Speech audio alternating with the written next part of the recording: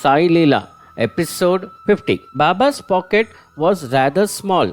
It could have hold about 200 to 300 rupees as coins. Yes, yet Baba took out 500 to 1000 rupees from his pocket. It was a Kube's treasure. As a rule, Baba did not keep money in his hand, nor did he accept rupee bills if a devotee wished to give him dakshina, and it was in the form of bills. He asked him to change it or did so himself. Whatever dakshina he got, he put it in his pocket. He would time and again put his hand in the pocket and take out the exact amount mentioned. Daily he distributed about 200 to 300 rupees and did not stop it till his Mahasamadhi. He gave Bade Baba 55 rupees daily. The villagers got anxious and asked Bade Baba to build a vess or the gate with that money. He refused, so they drew him away to Nimgaon. Baba would go to Lendibag to give him money. This bothered the villagers as Baba had to go to Lendibag and wait there for Bade Baba. So they called Bade Baba back, but he spent his money indiscriminately. He also had put tax on the income. 2 months after Baba's Mahasamadhi, he was begging for living. Baba often said, "हाँ, साईंचा पैसा है, त्याचा सदा उपयोग करा, नहीं तो तुमचा संसार रक रंगोली होइले." Roughly translated, this is science money. Use this discriminately or your life will be reduced into ashes. Baba looked at money or Aishwarya as an hindrance, though he felt it was a necessary and thought to be used wisely. In those days, the coin were made of silver and no other alloy was mixed with it. Being pure silver, it would retain heat.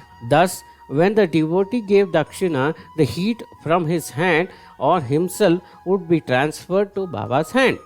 Hence, Baba would put upon himself the karmic prabandh of that person. Baba did not accept money in form of bills, as paper would burn easily but not silver.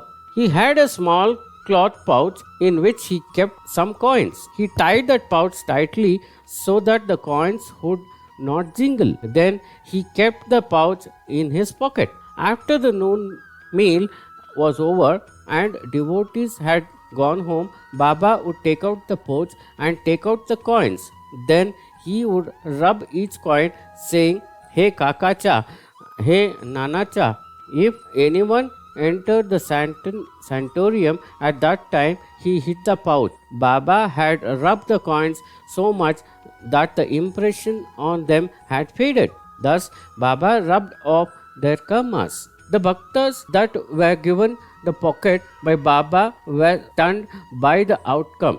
Tatya Kote and no children thought, though he had 2 wives, after receiving the pocket, he had 3 sons. In the afternoon, when all devotees had gone home, Baba would stitch the torn pocket. On other hand, Jyotindra, with the money in the pocket, was able to buy a home in Tata Nagar building, Mumbai, where the Tharkars lived.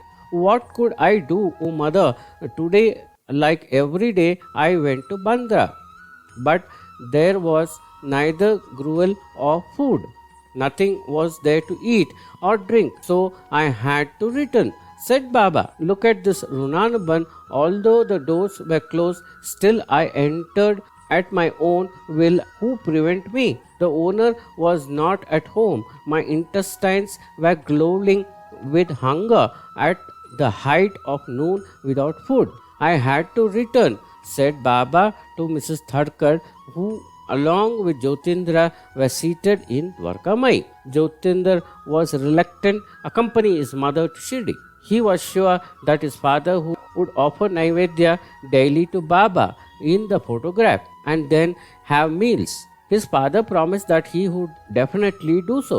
But one day, in haste, he went to work and forgot to offer Naivedya. Then Baba, sitting in Dwarkamai, said the above words. It was this house in Bandra that Baba visited. Harishchandra Pitale was a dear friend of Ramakrishna V. Nangal. He worked as a salesman in the Gram company. His eldest son was studying in the college, died after short illness in 11th April 1910, leaving his wife and a small son behind. The family was in grief stricken and did not know where to turn to.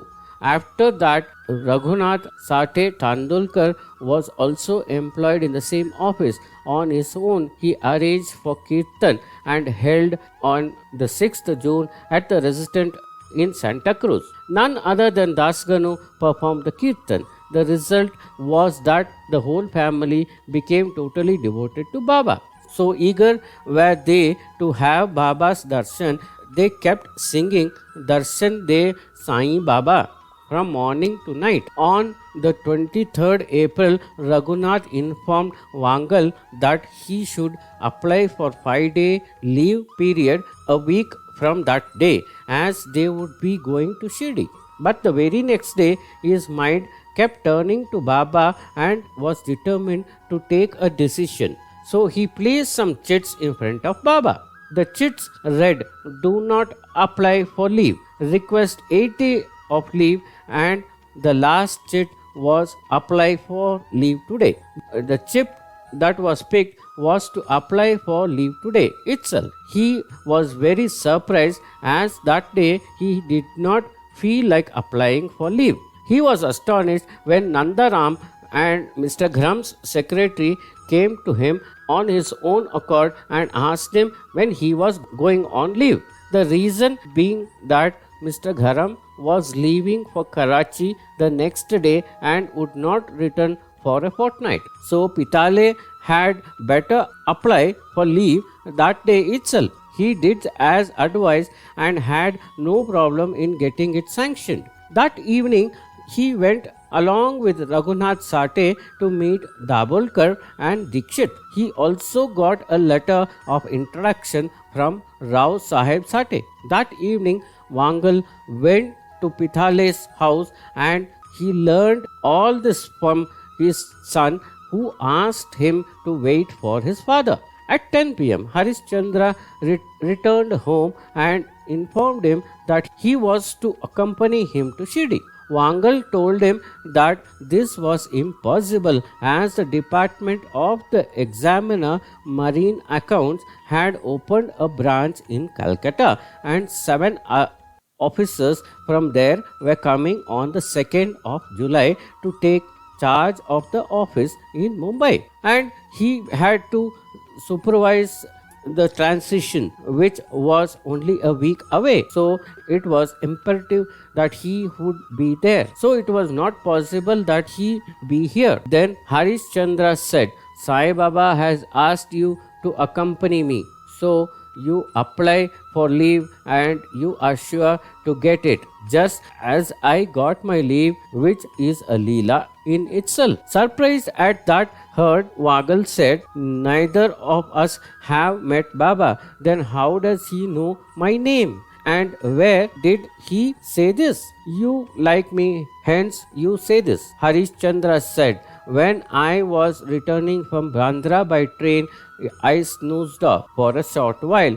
This happened while the train was on Bandra bridge. Then I got a dream. I distinctly heard a voice that said, 'Bring Ramakrishna with you.' That day was a Saturday, 27th June, and they were to go to Shirdi on the 2nd of July. Wagal did not have the courage to ask for leave. Daily Harishchandra would ask him if he had applied for leave. On that Friday, the head clerk was taking him when he was broaching the subject. He asked for leave and was granted leave for 4 days. That was the day he had to go to the Marine Office. There, the officer received a telegram from the Calcutta office regarding some work. That work was with him. So the officer asked him to postpone his leave by a week. Wangal then asked him for a day's leave. That was for Monday. promising that he would be back on Tuesday. They left that night and reached Kupargaon at 8 a.m. The next day, the Godavari had overflowed its banks due to heavy rainfall and the village was waterlogged. This meant that they would have to take a long route. That day, they happened to meet Mamaldar Rao Sahib Sakharam Mirkar, who told them that he had received a letter from Nagar that the assistant collector Mr. Madan wanted to visit Shirdi, so they would have to wait for him. Hence, they went to Mirkar's house. Vagal seized the opportunity and asked him about Baba. He said he did visit Baba once, but he did not have too much faith. However, he said that once you meet Baba, the desire to visit Shirdi often is irresistible. Vagal also noted that there was a huge photograph of Baba in his living room that was worshipped with chandan and flowers. Madan arrived at about 12 noon and they set out immediately as Madan had to return the same day. Though the group consisted of about 12 people, they reached Shirdi at 4 p.m. Vagal, though happy, was apprehensive because he had heard that no one could leave Shirdi unless Baba gave permission, and he was running out of time. They reached the Dwarka Mai and Baba was sitting in his usual place near the Khatara with his left hand resting on it. They prostrated before Baba and sat down close to Baba. Madan sat right in front. Behind him, Vagal with his family. Behind him, at last of all, Harishchandra and his family. They happened to be sitting next to the Dhuni. Shama was sitting in front of them near the Khatra. Said, Baba, the collector Saab has come for your darshan. Baba replied, all right. Baba turned to Madan and gave him his chilam, saying, you have to return today itself, and you should do so as your responsibility is towards the government. Vagal wanted to ask Baba about his departure when Harishchandra fell at Baba's feet. Baba said, I know your family. Your mother had brought you here for darshan. This was a pilgrimage to Akkalkot to have darshan of Swami Samat. His mother had taken Harishchandra with her. Today you don't have to cook. Have prasad at Satewada, and from tomorrow you can cook your own meal. Vagal had but a day's leave left and he was anxious about it. With this thought in mind, he prostrated before Baba. The kind Baba stroked his back and said, why are you anxious? Be calm and wait.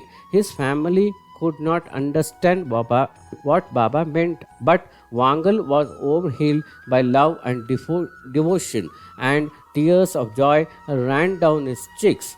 Very humbly he said, Baba, I took work for the government and I am running out of leave. Baba replied, don't worry at all. Now all of you go to the Vada and partake of the prasad. On Monday morning, they had darshan.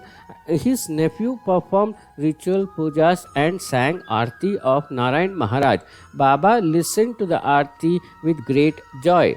Then he asked them to go to the Vada as it would rain. Indeed, a little while later it rained. The downpour continued for 3 days. It was a delay of another 2 days for Vagal. On Wednesday, Baba said they could leave for Mumbai. After taking Udi Prasad and Baba's blessing, they left and reached Kupargaon in the evening. They met Mamaldar Yashwant Rao, who happened to be near the Godavari. He invited them to his house and looked after them well. He also asked them to stay with him for the night, as they did want to impose on him. He made arrangements for their stay in a bungalow nearby. The next day, after bath in the Godavari, they had darshan of Datta Mandir and caught the 9 a.m. train. The connecting mail from Manmad was on time. They had a comfortable journey to Mumbai.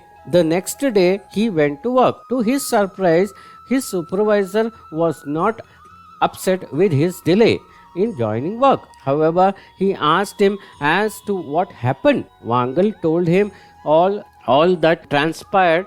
To that he said, Alright, the leave was granted and the project was sent to Calcutta 15 days later. Here we come to end of Sai Leela episode 50. Om Sai Ram.